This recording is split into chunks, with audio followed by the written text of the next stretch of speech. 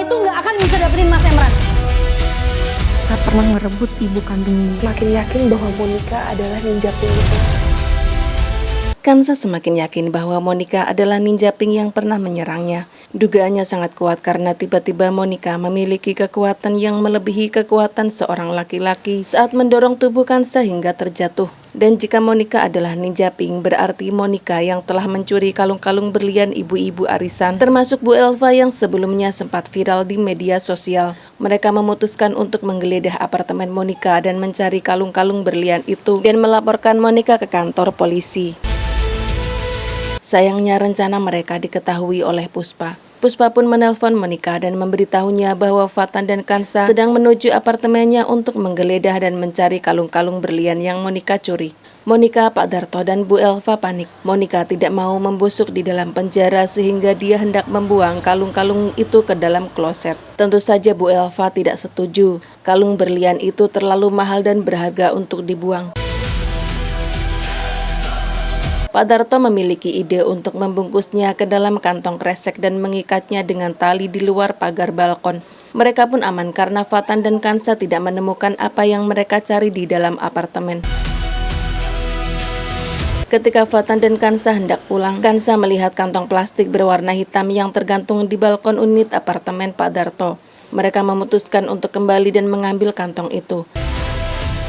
Ya, Pak.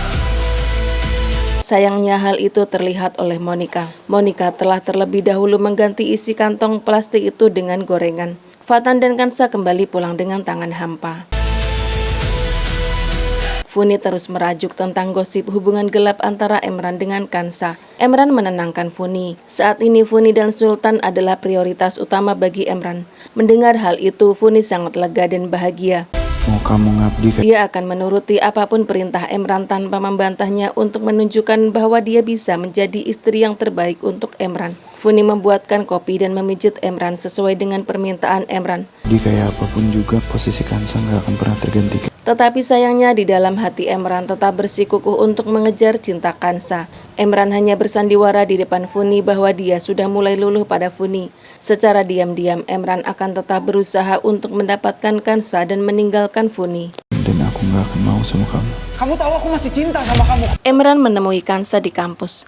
Emran menuduh Kansa lah yang telah menyebarkan gosip hoak tentang hubungan gelap mereka berdua. Betapa kesalnya Kansa dituduh sedemikian rupa oleh Emran. Dia telah dirugikan oleh berita itu. Jadi mana mungkin dia yang menyebarkannya. Justru Kansa menuduh Emran yang telah membayar orang-orang untuk menyebarkan berita bohong tentang hubungan mereka. Emran juga mengelak. Dia menegaskan bahwa dia masih cinta kepada Kansa. Jadi mana mungkin Emran menyebarkan berita bohong yang pada akhirnya akan merugikan Kansa, wanita yang sangat dicintainya. Keributan Emran dan Kansa disaksikan oleh mahasiswa lain.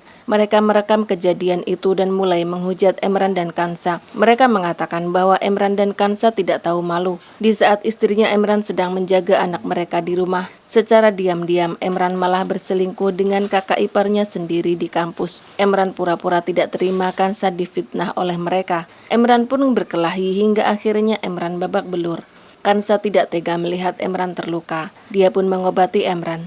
Kejadian itu kembali direkam oleh buzzer suruhan Emran dan diviralkan.